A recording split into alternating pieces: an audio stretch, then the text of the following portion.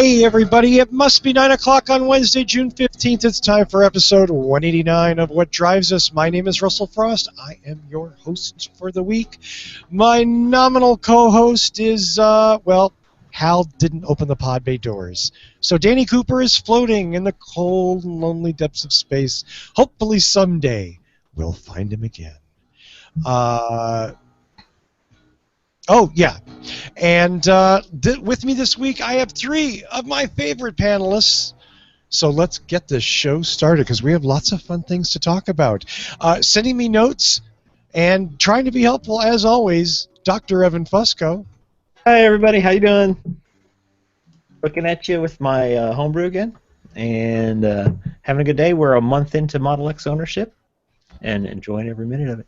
I even got to drive it this weekend. You did not. Totally. Like a long way, all the way to Columbia, Missouri and back. Wow. Okay, so I'm sorry, I gotta ask the quick question. So, Model S, Model X. Well, okay. The S is probably cooler to drive. I mean, I like the low slung. I like the way it rides from the driver's perspective. It feels more like a sports car-ish type feel. But the X, I mean, the tech in that thing is just so. I mean, autopilot. I drove on autopilot probably 90% of the drive from Columbia, Missouri to Nixa. It's about 200 miles. I mean, it's unbelievable. Wow. Crazy. And cool. Just joining us.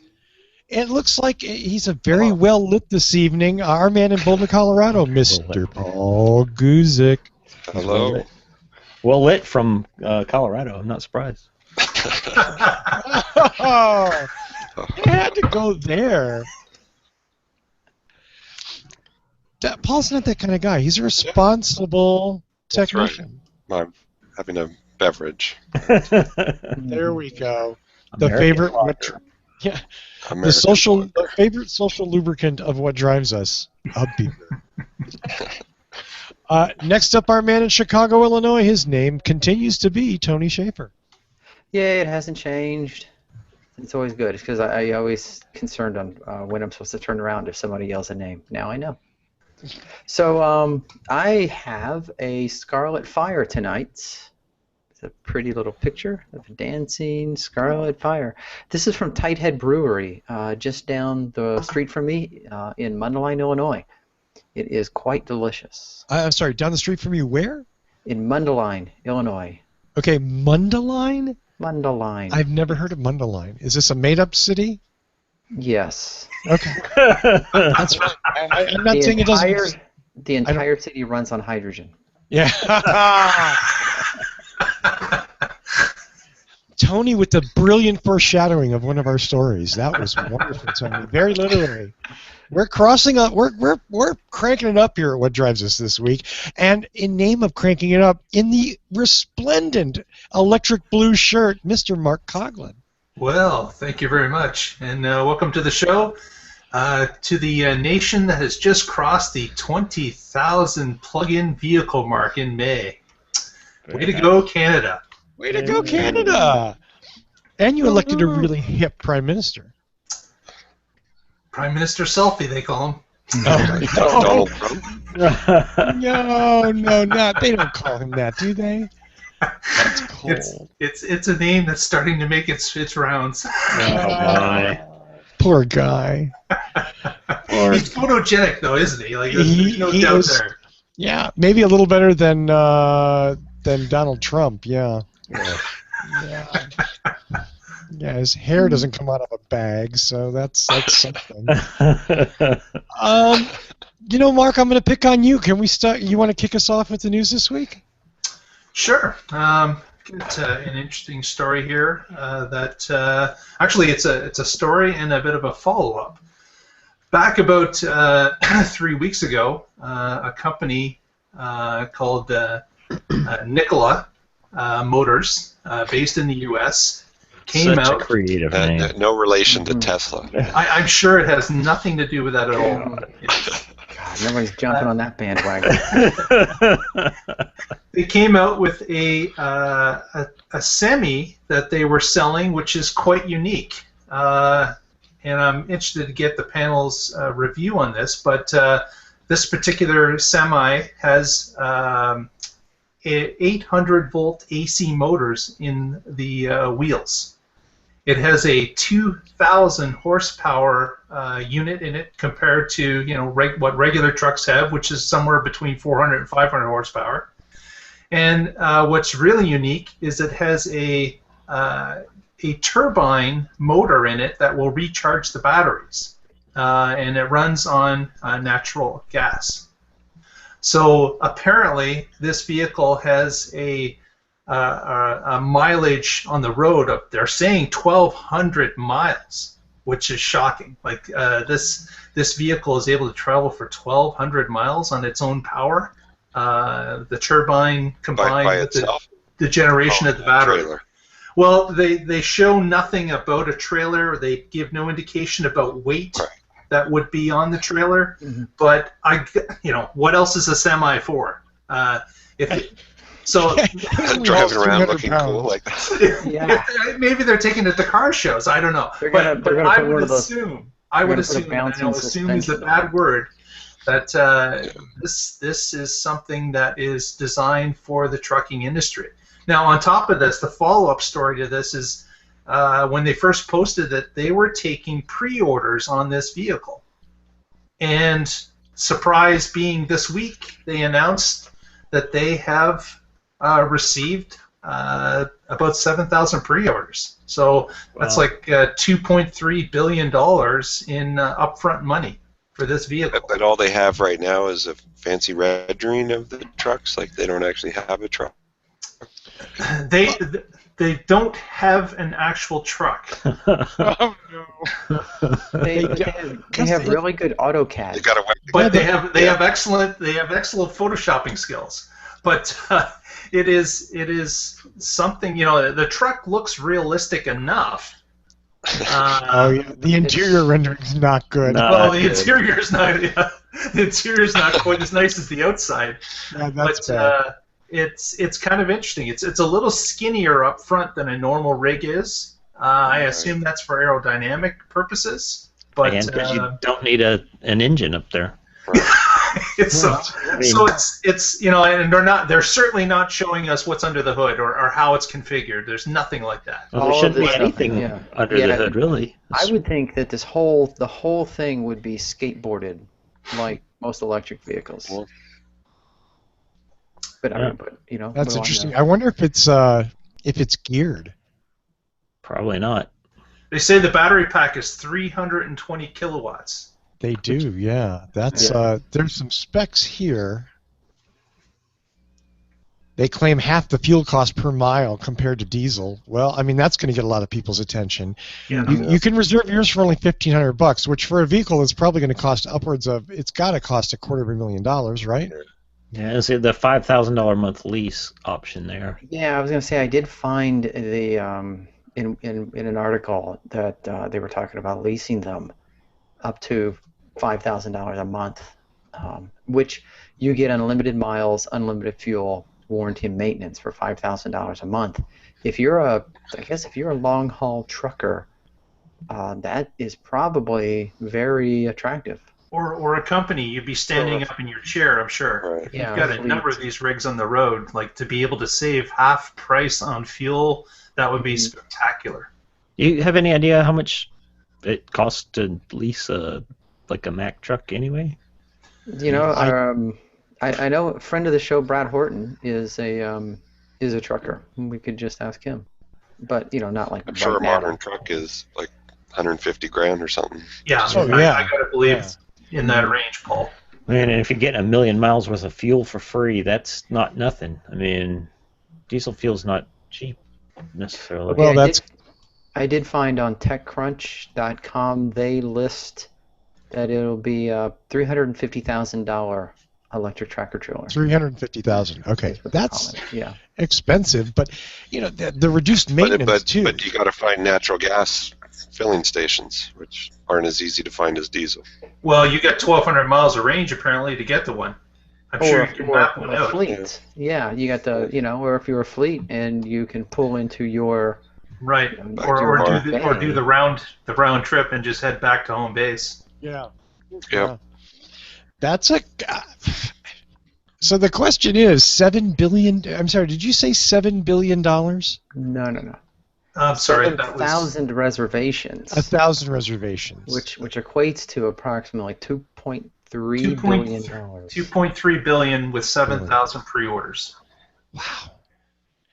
That's a lot of development money. Yeah. I guess I kind of hate the whole Kickstarter aspect of this, which is like we have this idea. So if you give us some money, we'll make it. Like I wish they had made the truck. Right.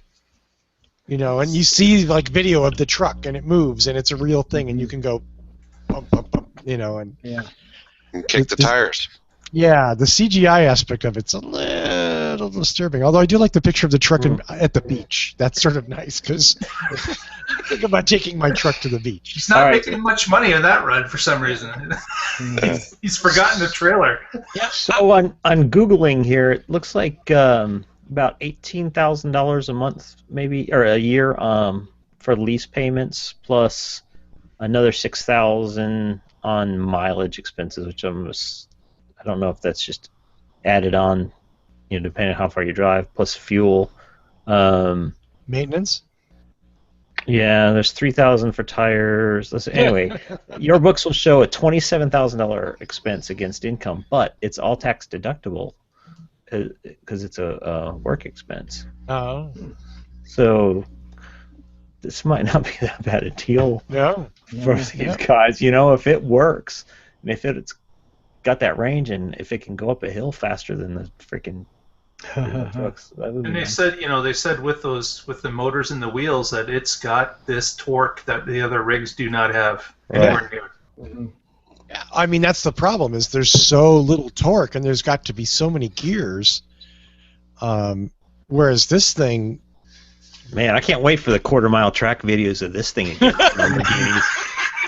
Racing the Model S. That'll be freaking kick-ass right there. It comes with ludicrous mode. Walmart banner down the back. Just set the whole trailer on fire. So I'll be keeping my eye on this. This is since it has progressed a little bit and they do have the possibility of money. I wonder if they will run with it. It'll be interesting to see. Yeah. It is, and I have to just excuse me for kind of going off topic here. Let me put this up on the screen. This is the other thing that they make. Mm-hmm. I don't know what the point is, but it looks like a lot of fun. 520 horsepower, yeah. Yeah. Kilowatt battery is pretty big. 4x4 electric 4x4 with 4 seats and 520 horsepower. And 0 to 60 in 3 seconds in that thing. That'd be a great way to die. But even that's just a rendering, though, right? It's that's they no didn't, picture. They didn't even polish the rendering. Yeah. And can I tell you, the panels. solar panel on the top is sort of the tail there. Because why not? Yeah. Yeah, because everybody wants solar panels. Yeah, it's going to work real good in that parking garage. That's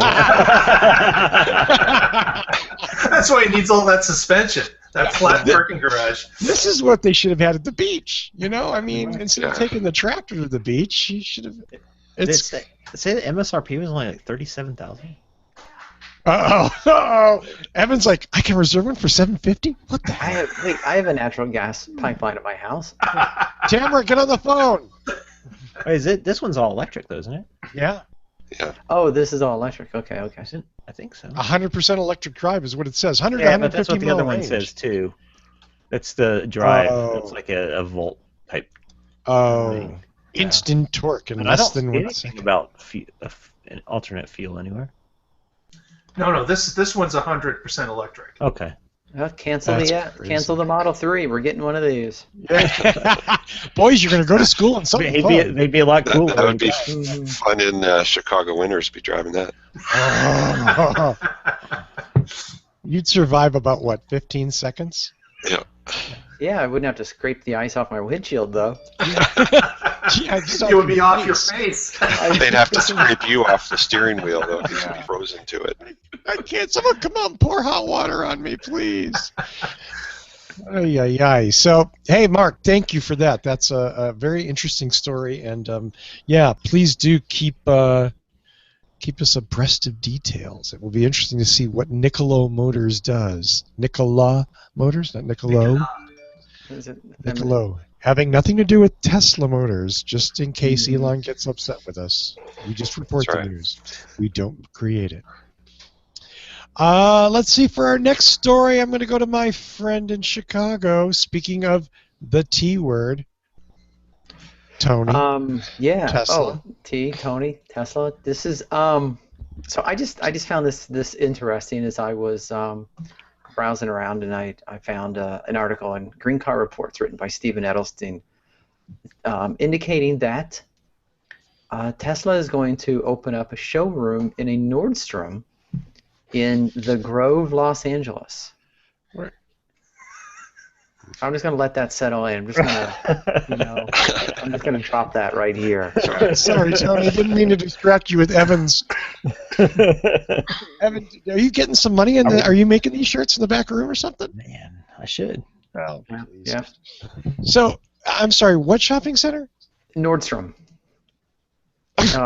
Yeah. So next to the Chanel kiosk. Yes. Yes. Would you like to smell the Tesla? Have new car. Would you like a sample? We have burning rubber. I found this interesting because, what I was thinking was, if Tesla can't sell directly to customers in some states, and they don't want to go through franchises, then would partnering with an established retail establishment like Nordstrom, a high-end retail establishment, meet the need of not selling directly, but they could still hire the people to work in them? They Now, said in the article something to that effect, that like in states where they can't sell, the person can tell you about the car, but if you ask for the price or if they can order one, they hand you a phone and say, call the 800 number and talk to someone in a state that can sell it to you. Or like they have at the showroom in Deerfield, Deerfield, Illinois, here by me.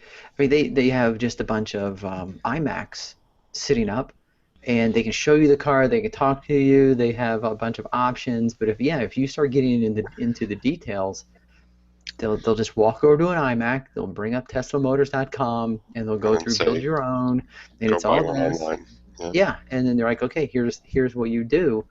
Now the concept of having a store like this within a store, and having people who don't work for the store, that don't work for Nordstrom, man the Tesla dealership showroom, might sound foreign to some people, but when you go into some places like Sears and Walmart, Sam's Club, places that have hearing testing and optometrists, a lot of those are independently operated. The doctors don't directly work for the stores. So this is the same model as that. It just seems weird. You just don't think about it. When you're thinking about the optometrist in the Walmart doesn't work for Walmart. They just happen to work in a Walmart. In this case, the Tesla employees wouldn't work for Nordstrom. They would just happen to work in a Nordstrom.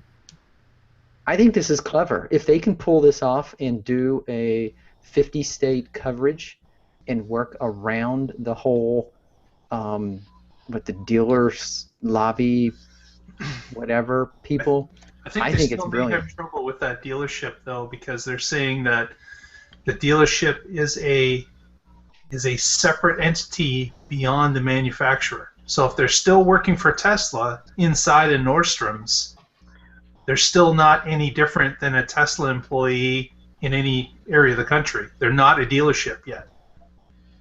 They're not a separate business. Educational facility or something. Yeah. They don't take orders there. Yeah. So. Yeah. Here's what I find interesting about this. Tesla, or Nordstrom, has traditionally and consistently led, with the exception of the Apple Store, led the retail world in what they generate per square foot. The average retail store, similar to Nordstrom's, will generate, let's say, around $300 per square foot. Nordstrom minimum usually runs between $350 and $550 per square foot. Now, do a little math. 400 square feet in a Nordstrom store is worth a considerable amount of money. Yeah. I mean, I think this is a fascinating partnership. And like Tony said, if you've got a Costco membership, you're used to walking past cars from dealerships and cars there and water heater and the garage guy. I mean, And this the sort of Verizon guy and the this sort of retail collaboration is nothing new, but it's interesting in Nordstrom, which is a very high dollar generating store. You know what I mean? It's not like, hey, Kmart's got room to spare. You know what I mean? Like Kohl's has empty space. They could host these stores and it would bring them up. Nordstrom, on the other hand, they're selling stuff. That's all. Right. But they have probably similar overlap in customers. Nordstrom shoppers are apparently big spenders or Tesla buyers. So what's the advantage of having it inside the store as opposed to having the stall next to Nordstrom's at the mall? You get Nordstrom's customers, and you don't get the other losers. Nordstrom's the filter. You don't have to sign a big long lease with the mall. You just sublet from Nordstrom. But I think it's the filter. I mean, you don't want to be next to the popcorn stand in the mall. Right. You want to. I mean, hey, Tesla store, Cinnabon, you got people with frosting on their fingers touching your cars all day. Right. Whereas if you're in Nordstrom, you've got Nordstrom shoppers. I mean, it'd be like a Neiman Marcus, right? Right. You pre-qualified people in a sense. And that doesn't mean that everybody who walks into Nordstrom is rich, but that does mean that most of the people who shop there, they're doing okay. I know that there are many times I've walked into an Apple store because I seriously want to look at something, and I can't get touch time with any device because I know that I'm not even more than 3/4 of the people in there are in there just to play around to make everything dirty. Just smear their Cinnabon. So I'm probably a high likelihood Tesla buyer. Yeah. No. I think I accidentally walked through a Nordstrom's once. I'm not positive about that though. Anecdote is you're not missing me, right? You're missing, well, you may be right that there's going to be a relatively high density of the Nordstrom shoppers there. I'd argue that you're still losing a greater segment of the market of potential buyers that are not ever going to step foot in a Nordstrom. They're not taking down other showrooms, and they're not dismantling their website. They're just expanding. It's kind of like Apple did with their own unique stores, but yet they're still inside Best Buys in some areas. Evan, I think you bring up a good point in that on one hand you have maximum exposure. On the other hand, you have maximum exposure to possibly a smaller, more focused clientele. Yeah. Now, whether or not that fits you, I get. You know what I mean? But I don't know. I mean, that's an interesting. I think at this point they're prospecting. You know what I mean? I would argue that Nordstrom probably has more female shoppers than male shoppers, so maybe that's a way to get more exposure to women. That's an interesting point. I guess it depends on where in the store it is exactly. Right. Next to lingerie.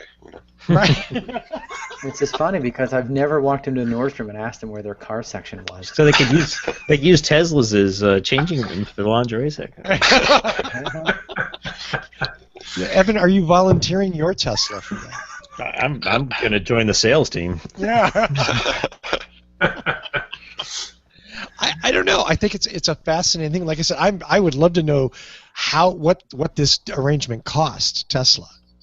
And who's you will. Yeah. It's also interesting as to where they picked their first test of this, which is in the Grove in Los Angeles. Yeah. Which is a upscale very nice mall, to say the least. Yeah, it's a very nice mall.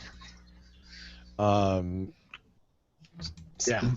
Okay, so and they've done that before, though. I can't remember the name of the mall in Denver where the Tesla store is located, but it's a very high-end mall. I mean, and again, you're not going to get your Cinnabon sticky kid, finger kids going through there already, and yet you're going to get the males that are actually like. I mean, this last time we were there, my wife and daughter went in Maybe it was Nordstrom's. I don't know, some fancy thing where they try to make up. I wanted nothing to do with it, but guess what? 2 doors down was a Tesla store. Guess where I hung out? So I probably wouldn't have walked in the store unless I guess if I knew the Tesla was there. But I don't know. It seems like you missed that wandering by. Oh, I've heard about these Teslas. Let's go check it out. Right. I agree. Right, but again, I just want to make it clear. This is just a facet of their multi-pronged sales approach. Right, I get it. But if you're whatever this mall is in Los Angeles, so if you've got the choice between, are you saying they're going to have a store out in the regular part of the mall and this satellite thing? No, I'm just saying. So then I say, so to me, then that I guess that's what I'm trying to say is, if you're going to put your money at one point, I'm going to put it where I'm going to have a higher volume of buyers than just a select group, even though that select group is more likely. Although, what if they put the Tesla store on the ground floor of Nordstrom's with glass windows, so it's visible from the mall and inside the store? Yeah, I think you're missing, and maybe, do you think that Nordstrom adds value to Tesla? No. Okay, and that's because you're not a Nordstrom shopper. Yeah. Okay, So I couldn't care less. It doesn't mean a damn thing to me. Right, exactly. So to put your fears to rest here, Evan, I just Googled Tesla showroom Los Angeles, California, and I got 3 outside of a Nordstrom's. So there's one on Santa Monica Boulevard. There's 2 on Santa Monica Boulevard, actually. They're kind of close. And then there's one in Burbank. So if you don't want to go to a Nordstrom, you can go to one of those 3, and you can buy a Tesla there. That's not so much my point. I think the point is just, are you going to... I don't, all right, so if Nordstrom's offers them just a super great price compared to what the lease is for the store in the mall, I can see that on a dollars and cents kind of thing. That makes some sense to me. But if it's going to be relatively equivalent, I don't see the value of adding it inside the Nordstrom's versus outside the Nordstrom's. It could be a test. It could be a test to say, you know what, we can sign a lease with Nordstrom's for 2 years. Yeah. We can try it. We can see if it works for us. We can see what kind of stuff. And I'm good with that. Look, try it out. Maybe good chance I'm totally dead wrong here, but it just doesn't make sense to me because I'm not a Nordstrom's person and wouldn't really. I'd prefer not to have to go into Nordstrom's to go see the Tesla store. Wow, you really hate Nordstrom, dude. No, I just don't give a shit about Nordstrom's. Why do I want to? I mean, what, Evan? What's your problem with Nordstrom? I'm just curious. Did they scare your mother when she was pregnant with you? No, I just don't like. Same reason I'd rather not go into Walmart to go get something. I don't want to walk past a bunch of because they have the same customers. Walmart and Nordstrom. No, but I just don't want to walk past all the other commercial stuff. No, I'm a very goal-directed shopper, so if I want something, I'm going to try to go where I can get it as promptly as I can without having to deal with any excess BS. I would agree with Evan. If you know what you want, you will go to the most direct route you can, or I would. You're not going to go to Nordstrom. You're going to go to one of the Tesla stores. That's right. I wouldn't go into a Nordstrom's at all. But if you're a Nordstrom shopper and you don't really follow alt cars and you walk by and you see this thing and it looks neat and it's electric and somebody says, hey, it's an electric car and they're really cool, I'm not sure why you think this is a bad thing, Evan. And by the way, I just don't think it's the best way to spend the marketing dollars. Oh, I think I don't know what it's costing them. Like I said, to evaluate it, we'd have to know. Right. I think it's a brilliant idea. What marketing has Tesla even done? Well, I think putting a big sign up in a expensive mall is pretty much marketing your product. Yeah, but there's not that many signs. I mean, let's be honest. I see more cars than I see signs. Right. Yeah. I see us spreading the word on Tesla more than Tesla spreading the word on Tesla. Yeah. I mean, we'll see. Listen, I think this is going to be a flash in the pan, and a year from now, we're not going to know of any Nordstroms with Teslas in stores. Yeah. Wow. I don't think it's. I just don't see it. But maybe I'm wrong. I just have to wonder. Maybe I'll become a Nordstrom shopper after all this. I don't. You go in to look at the Tesla and you'll buy like a Gucci suit or something. Exactly. Watch your mail, 11. You'll be getting Nordstrom stuff now. Hey, this isn't a bad store. Interesting. Well, you know what, Evan? Since you have such a strong opinion on this one, I think you should tell us how you feel about the next story. All right. Well, if you have not been sleeping under a rock this week, there's a good chance you've heard some of the drama about the Tesla suspension issue that supposedly the National Highway Transportation Safety Administration started an investigation on as the initial announcements came out about this. And very promptly is Tesla and Elon's way. They responded through tweets and a blog post saying that no, there's not really an investigation, that it's more of an early, I can't remember the term they use, research into a potential issue that was reported to them. And it's interesting, the suspension problem that kind of triggered all this was one person, basically their wheel essentially fell off while they were driving down a dirt road picking mushrooms, and this is what the end result was, that had to be repaired, and they were unhappy because their vehicle was out of warranty at 74,000 miles, and the repair costs were about $3,100, and ultimately Tesla did a goodwill deal with them and offered to pay for half of it, but nonetheless they filed a report with the TSA, citing potential safety concerns that people's wheels were going to fall off.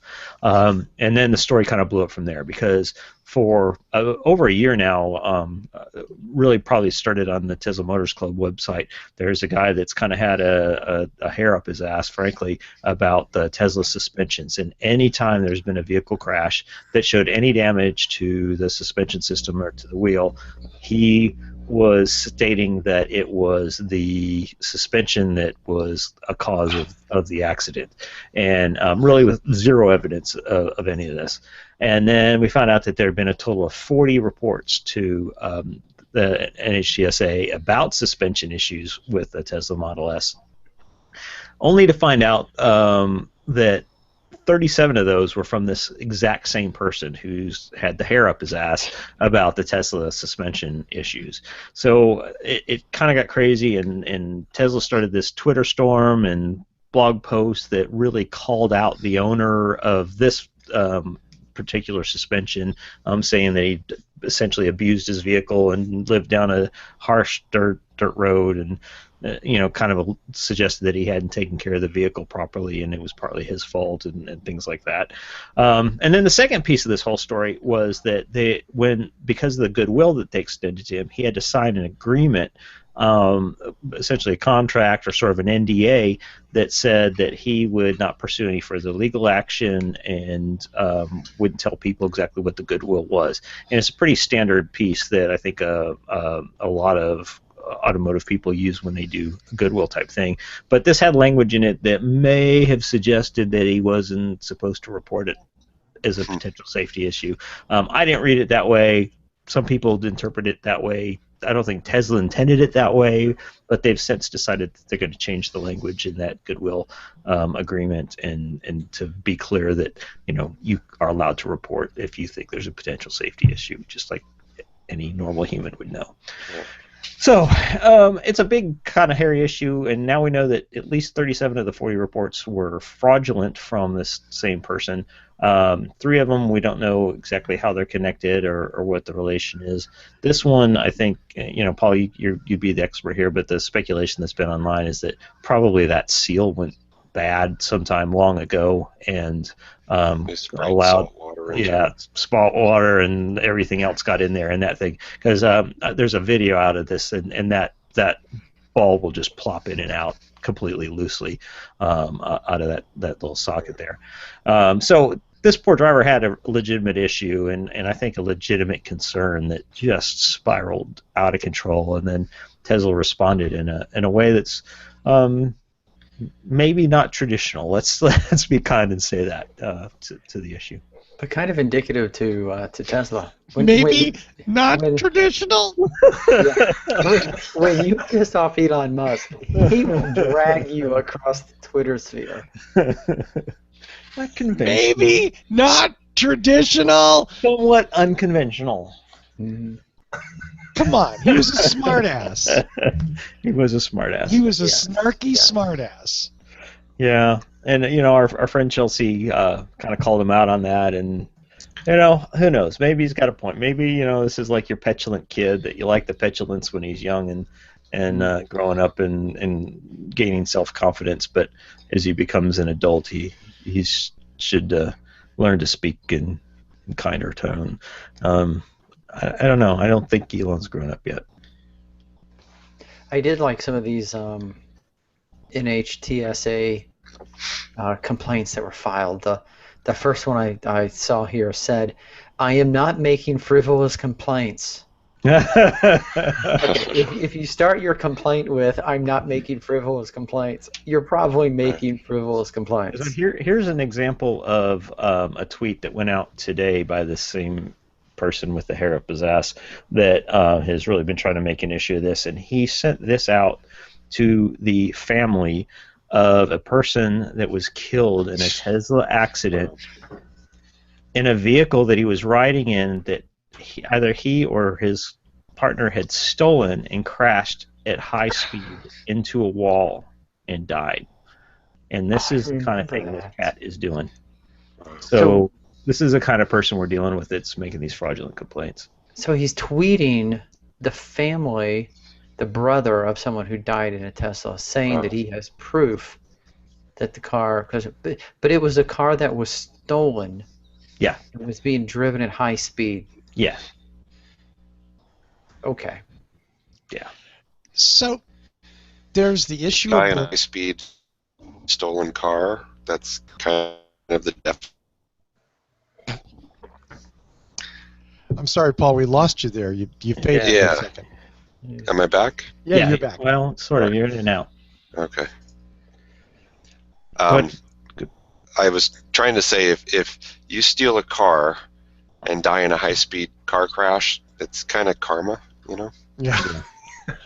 When I handled I worked at Aetna Commercial and handled commercial liability claims. We insured a big defense contractor that owns a lot of fallow, non-operating factories in the particular city that this was located in. And at one point, 3 thieves went in to steal the copper wire, the huge copper wire in there, and sell it for money.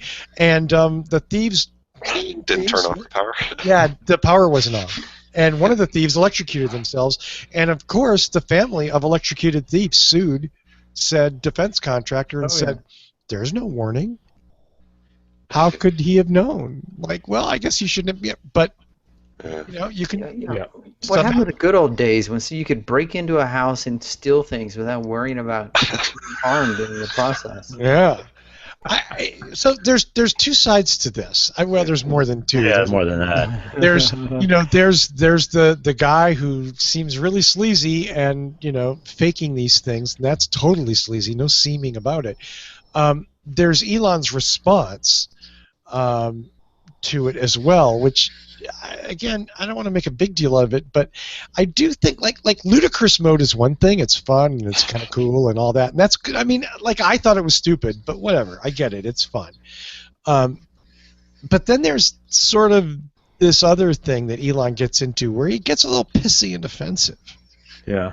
And he did that with an independent car writer that I thought was a little over the top. I have to agree with our friend Chelsea here, who kind of took Elon to task and said, just insinuating that because the guy wrote something critical of Tesla, he was hoping the stock would tank. Which, of course, when you've got a gazillion shares of stock in the marketplace that it's very volatile, there are people who will do things to see the stock tank. And it's not a fantasy that a lot of people are shorting Tesla. And it doesn't take much to get a drop and for them to make money on that. So I just really hope that somebody takes away Elon's access to Twitter when they start shipping the Model 3 and 50,000 new owners a year start driving Teslas. Boy, can you imagine the Yelp reviews on that? Yeah. 50,000, 500,000. Elon was mad at me. Mm-hmm. Well, Okay, so maybe Elon needs to grow up. Is that what we're getting out of here? Yeah, I like him. Ah! You know why? Because what do? We bitch about all these people that speak in code and they speak in business speak and they don't say what they really mean and they Oh, don't say what they no. really think. So No, now no. we get somebody that does, and we're No. gonna frickin' kick him in the nuts for it. No, you don't get to use the Donald Trump argument. I was Yeah, gonna say, Okay, there you go. you do not get to use the Donald Trump argument, Mhm. okay? Because Donald Trump says stupid stuff about his Make business. automobiles great again. Yeah, exactly. No. And I'm all for speaking plainly and calling bullshit.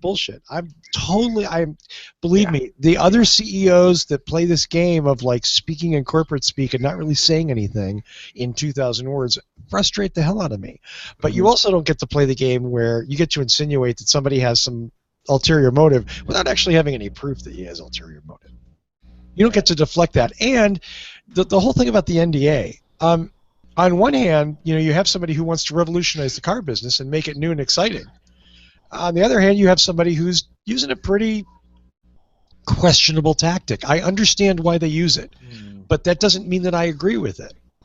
I don't. Did you? Yeah, that the goodwill NDA. It's almost like less of an NDA and just an agreement. Right, because they've swapped out cars for people, and you don't want that kind of thing. Like, every time somebody gets a flat tire, going, "I want a new freaking car," So yeah, I don't. I agree. I totally understand why they do it, and they do it for good reasons. All I'm saying is you don't get to pretend to be new and different if you're not. But they are. You don't get to claim you're being more transparent. Stupid though, and you still have to protect yourself and your business. So how many years does Tesla have to be in business before they stop being new and different? Well, I think they have to become a mass market manufacturer. I think when they put out their first million Model 3s, they probably have to start behaving. Or they sell out to Mercedes or someone. Right. Bite your tongue, Goosey. It's the Daimler Model S. Right. I never liked you anyway, Paul. Oh, that's cold. So, Evan, you think they're going to fly the pirate banner forever? I think for a while, yeah. I mean, just knowing Elon's person. Look, this son of a bitch lands rockets on the ocean, dude. He had a good record. This is part of his thing, So yeah, I don't see him changing real quick. Let's just clarify and say he lands most of his rockets. Did you see his tweet today about this? He tweeted RUD. Rapid unscheduled disassembly. So you know what? It's hard to separate the hype from the person. The whole I am Iron Man thing. Whatever. He's gonna fly his suit into your house and kick your ass. Exactly. Bring it on, Elon. Bring it on. I'm right here, baby. Speaking of somebody who looked at Elon right in the face and said, "Bring it on," Tony. Oh God, what? Tony has a news story about someone from Fiat.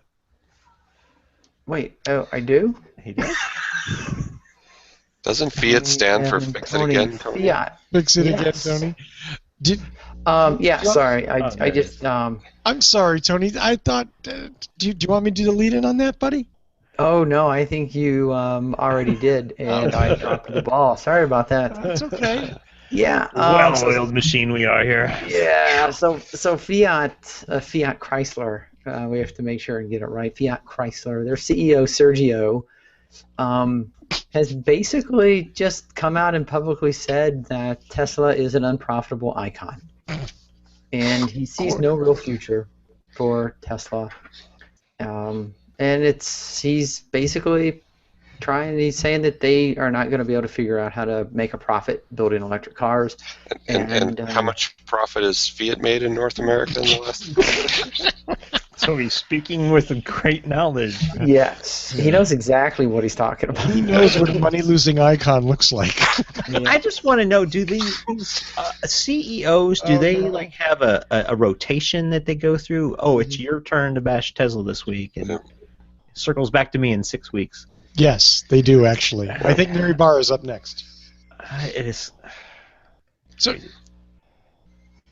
That's kind of it. There's really not much more. Just we were talking about Twitter wars, and we were talking about people going public and making accusations and things. And he basically just said, Tesla, you're unprofitable, and it gave the impression that he's basically just waiting for them to fail. I think there's some interesting little tidbits in this article. Keep in mind, this is from the CEO who begged his own customers not to buy his own electric car because the company lost money on every one. Yeah. And then we get into the article and it says that, quote, doesn't see how Tesla can possibly plan to make money on the Model 3 with its starting price of $35,000. I'm sorry, sir, your limited vision here is not the measuring stick against which we can judge things. Mm-hmm. Yeah, he's kind of lost credibility with that statement. Like, there's no... I can't see why a CEO wouldn't see that that's going to play against them. Like, it's just common sense. Why would you do that? Like, it's amazing. And even if you lose money per car, you make it up in bulk, right? Jeff Bezos' theory of business. and we laugh, right? But Amazon stock is where? You know what I mean? Yeah. So, it's funny until it works, and then Jeff Bezos goes, I'm going to buy the Washington Post. Hell with it. Just for fun, I'm going to buy the Washington Post. It's interesting. Evan, it's an interesting point. Like, do you think they call each other and go, dude, your turn to tee up on Elon? They play a voicemail tag. Yeah. Yeah, I guess the other side is maybe the press is pulling them all out, and who knows how this all comes up in interviews. So, what do you think of Tesla? And do you think they're all friends on? I think they're great. I think they're going to kick our ass in the next 5 years. Right. Yeah, they're going to put us out of business. I mean, right? What are they going to say? That's the honesty call. Yeah. I think they're all friends on Facebook, and they have a meme that says, Tesla can't possibly turn a profit. Tag 3 CEOs who you think might agree. There's one other. I'm sorry, Paul. No. Oh, was that you, Paul? No. The final sentence of the article is, quote, a point that Marchione appears to miss about icons is that you can't just copy one and have the same success. Just ask Nokia, BlackBerry, and Motorola. I honestly, I'm kind of confused by that to an extent. Like, yeah, okay, Nokia, BlackBerry, and Motorola, all pretty much done the same. But who did they copy? Oh, you mean Apple copied them and kicked their butt? Yeah. Yeah. Okay, so yeah, it's hard to have a company that's a technology follower criticize an innovator and take them seriously. Well, that's what BlackBerry did, right? Initially, they laughed at what Apple was producing. Nobody's going to want a phone without a keyboard, right? And that was part of their downfall. Very much so. Well, and who was it? Who bought Motorola? Was it Google? Google bought them mainly for the patents. Right, and lost their ass. I mean, hundreds of millions of dollars. Motorola, an icon. An absolute stone icon, but it's somebody like Elon can come in, and I call him Elon because we're friends. Somebody like Musk can come in and change the business. Now, whether he's done so or not remains to be seen. And I don't have the link for this, but people should look up today. Jay Leno did a little spot on during an interview while he was at the New York Stock Exchange. And he talked about why do people criticize innovation and innovators. And he was talking about Tesla and about Musk. And it was kind of an interesting 60-second walkthrough. So I encourage people to look that up. Very cool. Very cool. Well, I have a story this week that Tony was kind enough to send to me, and I'm probably going to present this in a way that maybe Tony didn't expect. Harley-Davidson announced that they're going to be on the road with all-electric motorcycles within, wait for it, 5 years. What? Even though last year they debuted their Livewire electric prototype, which was a kind of unimpressive bike. And Does it have the obnoxious Harley sound generator? Yeah. That's the pedestrian warning system. Well, and Paul, you bring up a thing, I mean, like to make me skip ahead, but I think that's an interesting point, and is that Harley owners are the absolute antithesis of wanting a quiet, clean electric bike. Now, maybe, I don't know them very well, maybe they don't drive oil-dropping, smoke-spewing, 150 decibel bikes, but that seems like most of the Harleys that I've seen. So I'm not really sure, like, what Harley owners. This is sort of like Victory buying Bramo. I just don't get it. You know what I mean? Like their clientele and buying that product just don't mix. So anyway, Harley claims they're going to have a new bike out, an electric bike out by in 5 years. Like I said, the sad part is their prototype was capable of 0 to 60 in 4 seconds. And it could go nearly 100 miles an hour, and it had 55-mile range.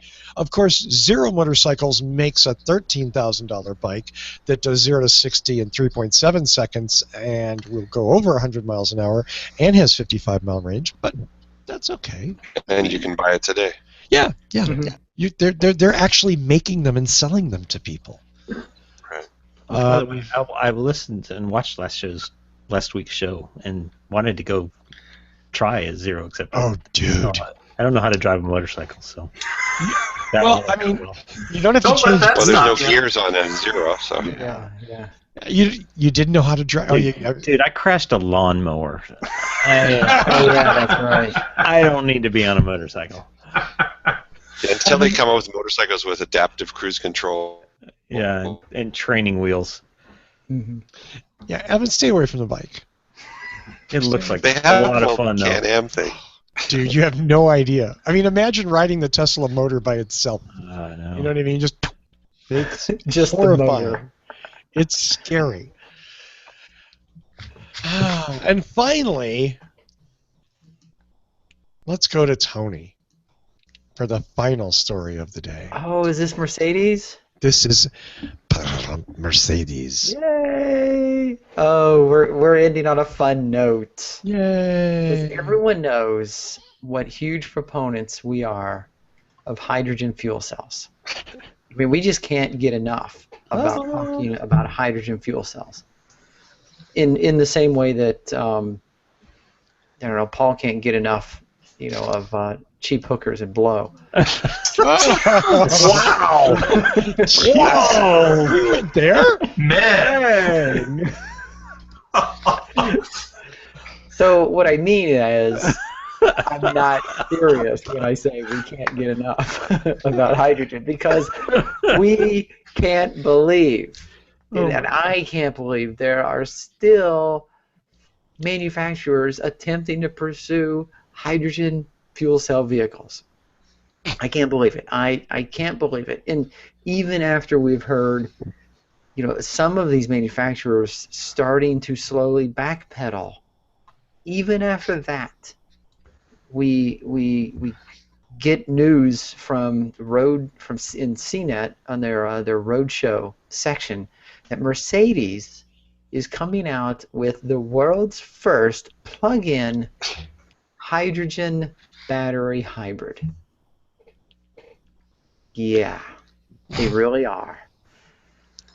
So they talk about how the Mirai, has a plug, but it's not really there to top off the battery. But in this case, you will be able to plug it in at night, run on battery, and then when the battery is completely depleted, it'll switch over to being a fuel cell vehicle. And they're saying 31 miles on battery, and then if you have a full tank of compressed hydrogen gas, it'll give you a total range of 310 miles. which is respectable for a car, but why hydrogen? Why? That's it. That's all I got. You know, if they took out the hydrogen tank, they could put in more batteries and have more electric range, and you could just charge it at home. What a concept. Yes. And you wouldn't have to worry about finding some place to refill your hydrogen. Or skip the hydrogen motor, put in a gas tank, and you got yourself a Volt, which has been around since 2010. I seriously can't breathe. I'm sorry. And what's the unit cost of these Mercedes? Like $500,000 a piece, probably? Oh my God. Am I the only one that thinks the phrase F-cell is funny? Exactly. Thank you, Evan. I want to get off that. Evan, your mic is muted or something. We can't hear you. Oh, I thought exactly the same thing. Yeah. Like, I just like irony. it's sort of like fuel cell with training wheels. You know? Yeah.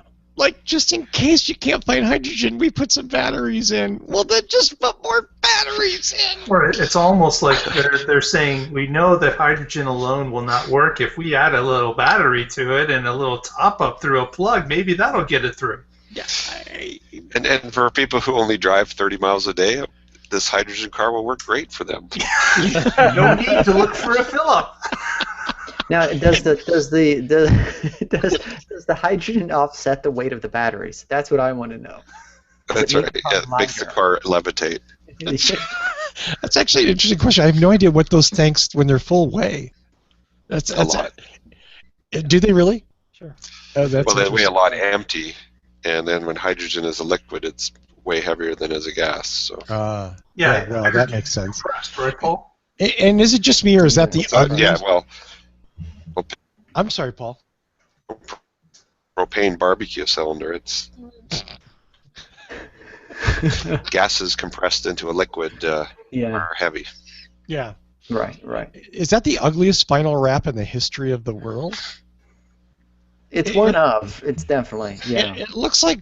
I can't really say what I think it looks like, so I'm going to use a metaphor here. It looks like soap suds all over the side of the car, okay? Uh-huh. What is I thought that? it was just dirt. Yeah. That's, It's another play What on is that, like hydrogen is everywhere. Yeah. Yeah. I just. Yeah. They'll make like 7 of those. And they'll sell one of them. Yeah. they'll whittle them by. Yeah.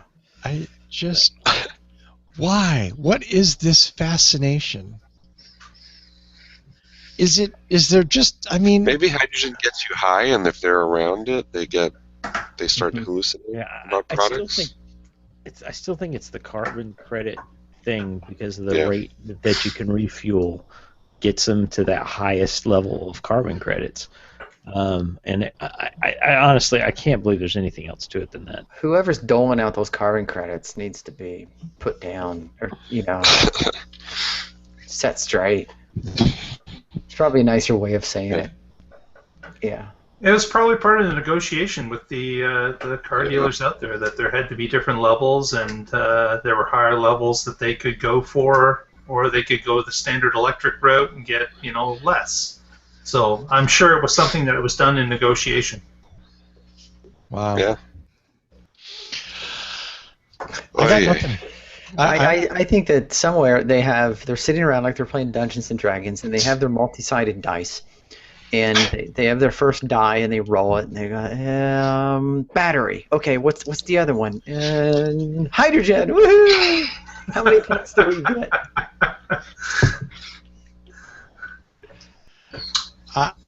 I still have nothing. No, there is nothing. There's nothing Left. Evan's watching some sports event. I can tell. Yeah.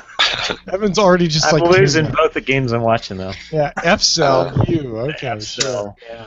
Okay, well, let's wrap this up then by doing our shout-outs and going home. I think we've done an hour-long show, and a very fine one at that, gentlemen. Nicely done. I'm going to start with Mr. Guzik, since you were... Late to the party? Since you were late to the party, I feel bad, like you didn't get a good introduction, so... No, it's Oh. in Boulder, Colorado, as you've heard before. And I'm going to plug my business, boulderhc.com. If you're in the Colorado region, we fix hybrid cars, electric cars, and maybe one day hydrogen cars, but I'm not sure. That was right. Yeah, and by fix, Paul means convert them to batteries. Yeah, there you go. We'll remove the hydrogen. Paul's taking those annoying hydrogen tanks out of Mirais and putting battery packs in them. Yeah.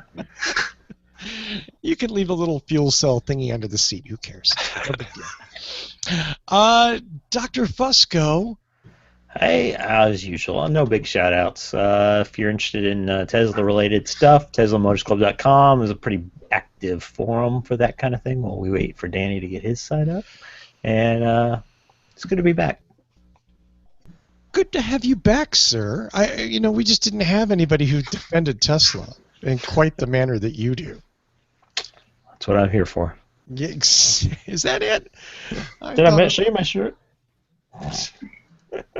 See, You have a everybody shirt? needs one of these. Whenever I see those on a Jeep, I deface them. I just want you to understand, okay? I admit it, I'm a vandal. You're the guy. Okay. Yeah, and that means now all the people around me here in Florida, of the state that I don't live in, by the way, I live in Kansas. Look for me there. Mark Coughlin. Yes, just like to give a shout out to the Waterloo Regional Voltec Group, and our Twitter feed is just too short of 800. So if you want to be number 800, not that there's a prize involved or anything, but please, if you have interest in Volt stuff, sign up. We'd like to see you. Always recommend at WR Voltec on Twitter. Absolutely. And finally, Tony. I, of course, am going to talk about our Facebook page, which is facebook.com/whatdrivesus. And, always throw out the offer to post articles to our site and, comment and all that good stuff. Just interact with us on the Facebook page. Is that it, Tony? I mean, that was kind of... Yeah, that was it. Wow. I You kind want of more? expected more. Yeah. Okay. Like a cute tagline or something. Oh, I can go on by saying interact with us. Throw out the invitation to post some articles onto our page, and make sure and like the page. That's facebook.com/whatdrivesus, just in case you missed that. As always, I'm going to thank Michael Mannering for our theme music. You can visit him at manthing.com. Please do, and buy his CDs on iTunes and on CD Baby, or I shouldn't say CDs. Buy his music, because CDs are so last millennia. You should be. How about vinyl? Can you get them on vinyl? I mean, that's coming back, You could back in the day. I'm not sure if anybody's reissued his stuff yet. Sadly, his record company, went out of business, and a lot of his great records aren't even available. And we do Last the I heard. podcast on vinyl, right? We do? Yes. Yeah, absolutely. Eight-track. Every week. Back Russell in has the Russell has a stack of the original masters. right. We press them on vinyl and send them out. Double album gatefold sleeves, baby. Lyric sheets and everything. Yeah. Yeah, Roger Dean artwork on every episode. Okay. Yeah, you can tell how old Russell I am. comes alive. Yeah. So let's see what else. You can visit us at whatdrives.us. That's our main site. You can download or stream the show from there in audio or video format. We recommend it. Of course, you can download us through your favorite podcatcher, whether it's iTunes or Stitcher or Slacker or something else that ends in ER. I never remember those names very well. Whatever you have, if you do download us, you get automatically updated when we convert and upload our episodes. Also, take some time to maybe review us, give us a few stars, say something nice, because we have really fragile egos and we need the help. I want to thank my amazing panelists, Paul Guzik, Evan Fusco, Tony Schaefer, and Mark Coughlin. Nice show, guys. Thank you. Yay. We were kind of contentious and snarky and informative all at the same time. Channeling my inner Elon. Yeah. Yeah. Did we piss off any of the sponsors? Or states? We don't. Yeah. Florida's, I think, the only state, and we don't have any sponsors, so we could piss them all off. Oh, wait, hold on. Fiat just canceled. Fiat just canceled. Figures. $500,000 ad campaign down the toilet because we made fun of Sergio. And the National Hydrogen Association is not a member anymore. They're not renewing. Yeah, backed by the National Frackers Association. Yeah, great. There's some sponsors I really don't care if we get. I'm fine with that. So let's see. But yeah, seriously, thank you guys. I appreciate all the news. All the news came from everybody else this week. I did nothing. I took the week off. I was too busy getting a tan, which you can see didn't work very well. Yeah. So until next week, or find out.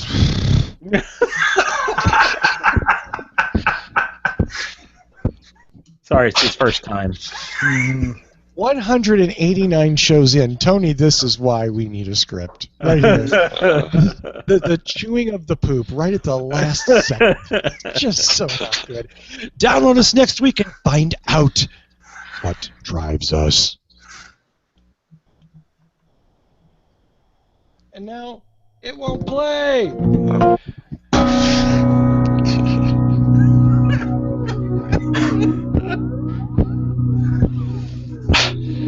I give up.